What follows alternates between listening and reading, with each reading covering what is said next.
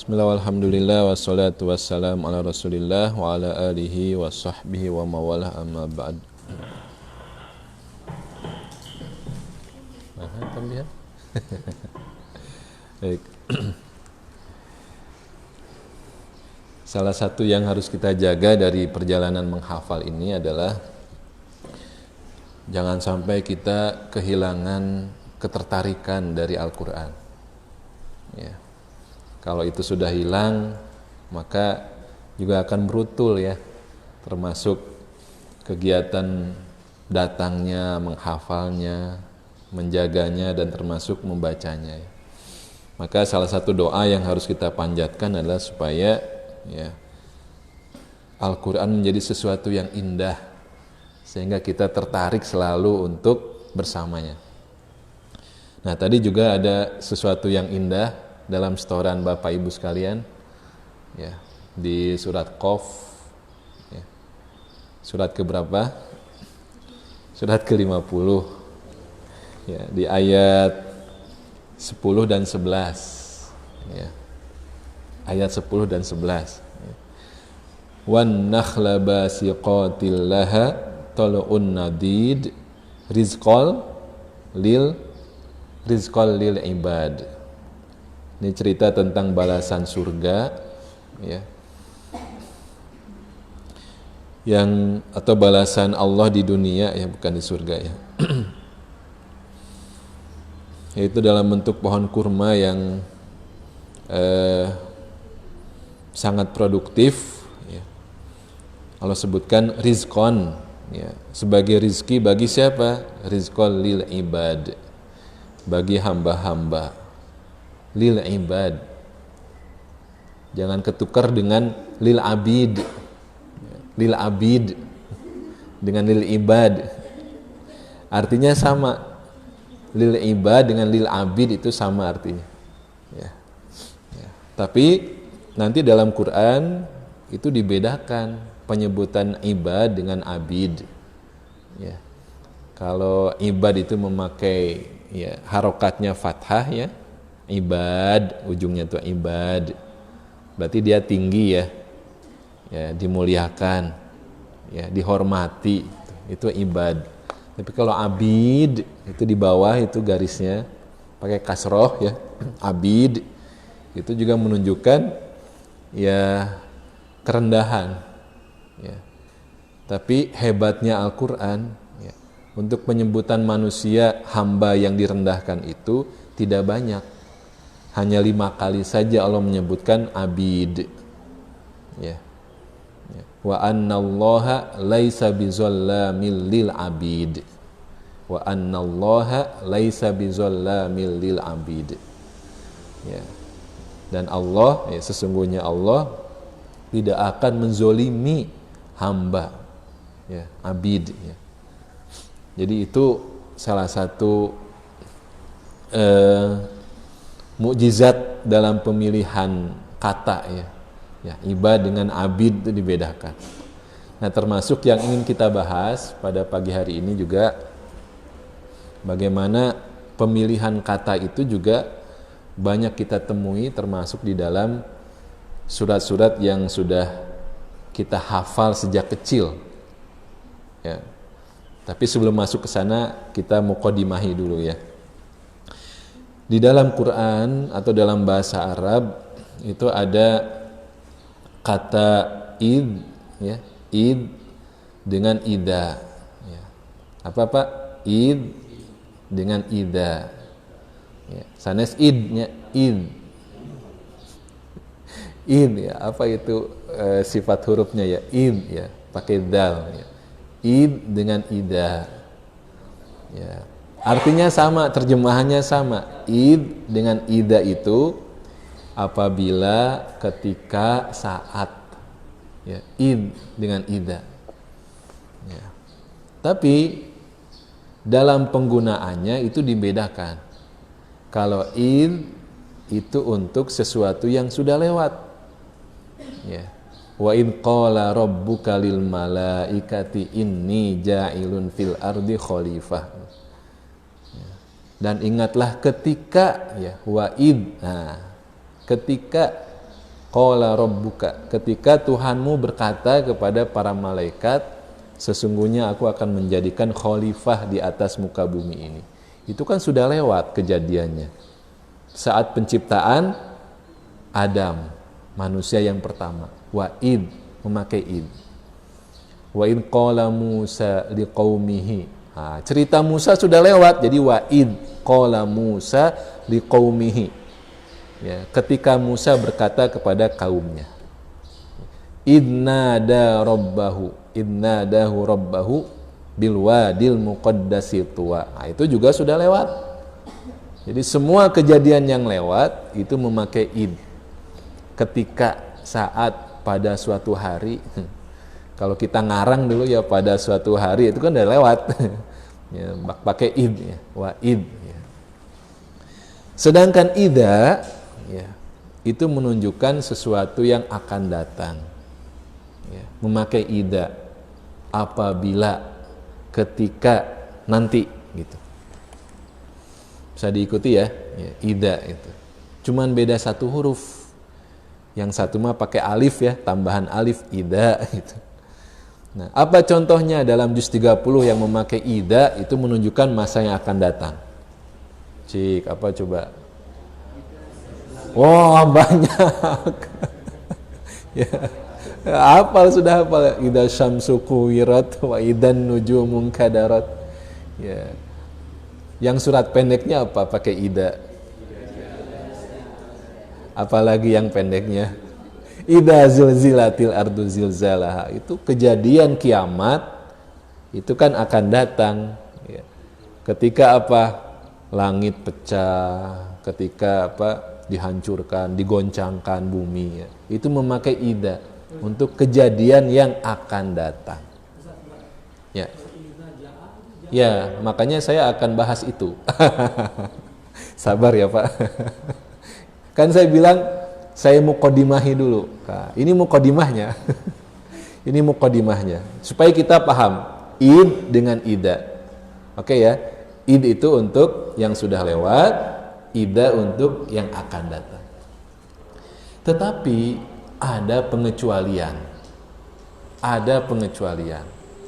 Nah, tadi yang Bapak interupsikan, interupsi itu surat An-Nasr, idza jaa nasrullahi wal fath. Surat ini ya, bercerita tentang apa? Kejadian apa? Kejadian Futuh Mekah ya, dibuka ditaklukkannya kota Mekah ya. Ya. Ini kan sudah lewat. Ini sudah lewat. Ini surat menceritakan tentang pertolongan dan kemenangan saat Futuh Mekah. Ini surat bercerita tentang sudah dekatnya ajal Rasulullah Shallallahu Alaihi Wasallam. Semuanya sudah lewat. Tetapi kenapa diawali dengan ida? Ya, ketika, apabila, ini kan yang akan datang ida. Ya, kenapa begitu? Nah, tadaburnya, cara memahaminya dipadukan bahwa itu kejadian yang sudah lewat, tetapi janji ditolong dan dimenangkan oleh Allahnya itu juga berlaku sampai nanti hari kiamat. Bisa diikuti ya. Idza jaa, apabila datang apa? Pertolongan Allah dan kemenangan. Janji yang Allah berikan kepada Rasulullah dan para sahabat terkait dengan pertolongan dan kemenangan itu ya, tidak hanya berlaku untuk di zaman Rasulullah saja. Tapi selama orang beriman itu ya, memenuhi kriteria untuk pantas ditolong dan dimenangkan, maka dia akan mendapatkan idza jaa nasrullahi wal fath. Begitu. Ya. Jadi kalau kita perasaan belum ditolong, ya, saat kita menghafal Quran, sesuatu yang ya kecil sebetulnya ya, ya, maka permasalahannya adalah bukan ayatnya yang susah, tapi apa? Nah, kitanya belum pantas untuk mendapatkan idza jaa nasrullahi wal fath. Maka bersabarlah gitu. Begitu. Ya. Nah, dari sekian banyak kriteria yang harus kita penuhi ya, supaya mendapatkan pertolongan dan kemenangan, itu cukuplah kita lihat dalam waktu yang singkat ini tetangga surat An-Nasr ini. Apa tetangga surat ini? Di atasnya apa? Surat sebelumnya apa? Apa Pak Damar? Qul ya ayyuhal kafirun. Ya, surat Al-Kafirun. Nah, tidaklah Allah ya, menuliskan dalam mushaf, dalam Quran ini urutannya seperti itu ya. Al-Kafirun, kemudian An-Nasr, kemudian apa bawahnya? Al-Lahab. Ya. Kecuali pasti ada hikmah dan ada hubungan yang begitu kuat.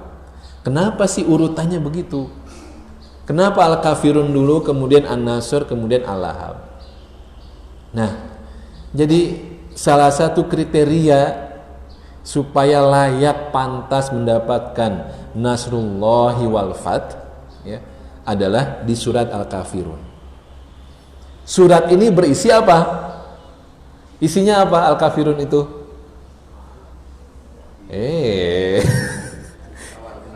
Tawar-menawar. Bukan sekedar lakum dinukum waliyadin ya, dalam pengertian masing-masing ibadah. Tidak hanya itu, tapi surat ini memberikan garis pemisah, garis pembeda yang jelas ya, ini iman, ini kafir. Itu sangat jelas di surat ini. Jadi ya, kita dituntut untuk punya kepribadian yang khusus, menjadi mukmin yang haqqo. Ulaika humul mu'minuna haqqo. Sehingga sekilas orang melihat itu sudah langsung bisa membedakan, oh ini orang beriman, oh ini enggak beriman.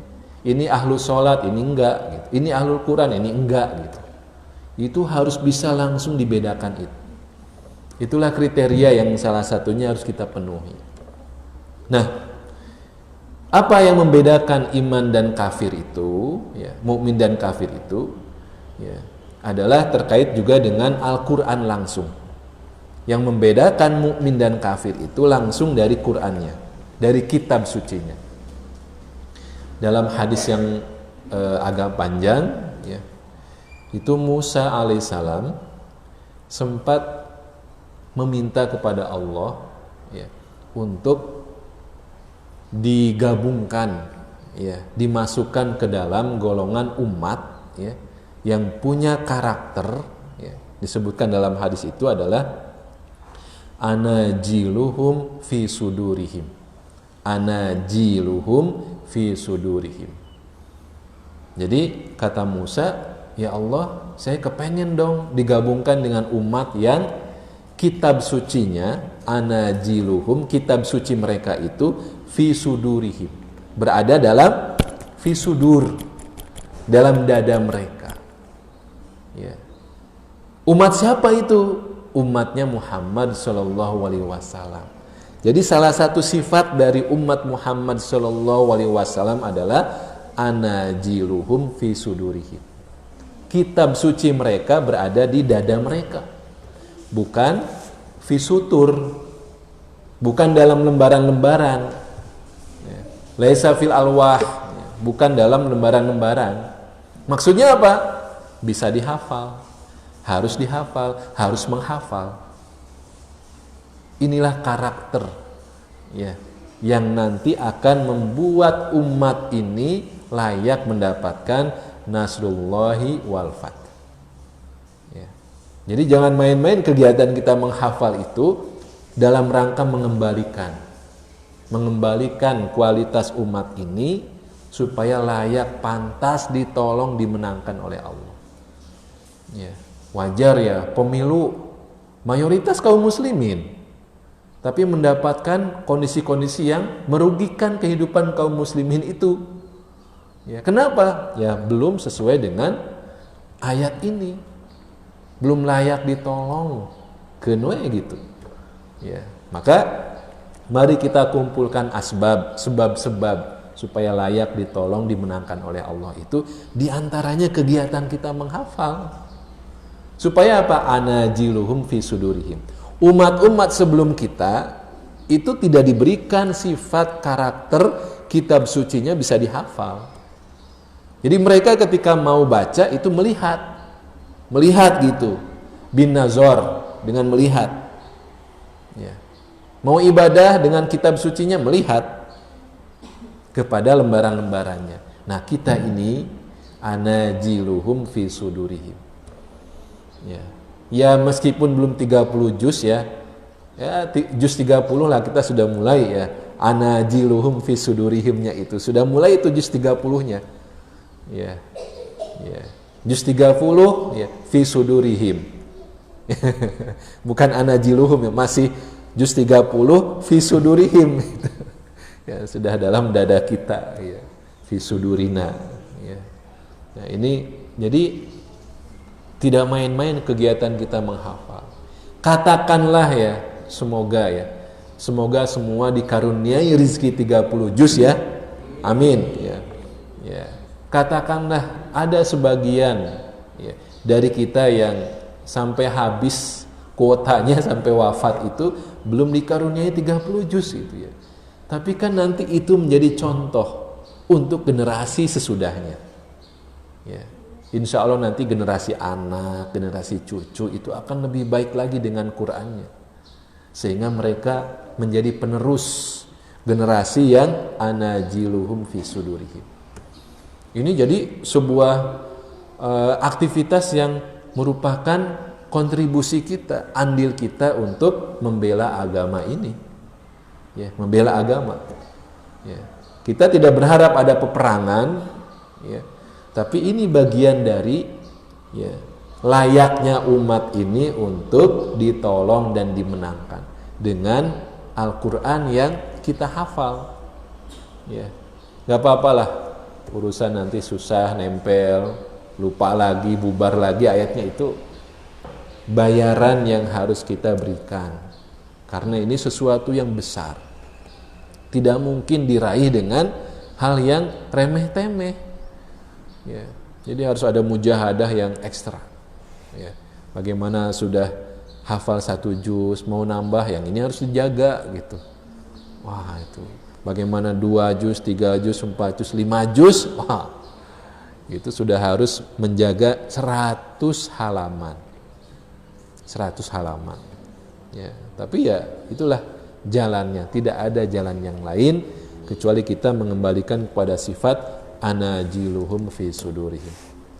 Baik, saya kira itu sedikit yang bisa kita bahas sebagai bahan supaya Al-Quran menjadi rabi' qulubina, sesuatu yang selalu indah, menarik untuk kita datangi, kita ikuti semua menu-menu kegiatan Qur'annya itu. Aqulu qouli hadza astaghfirullah li wa lakum. Assalamualaikum warahmatullahi wabarakatuh.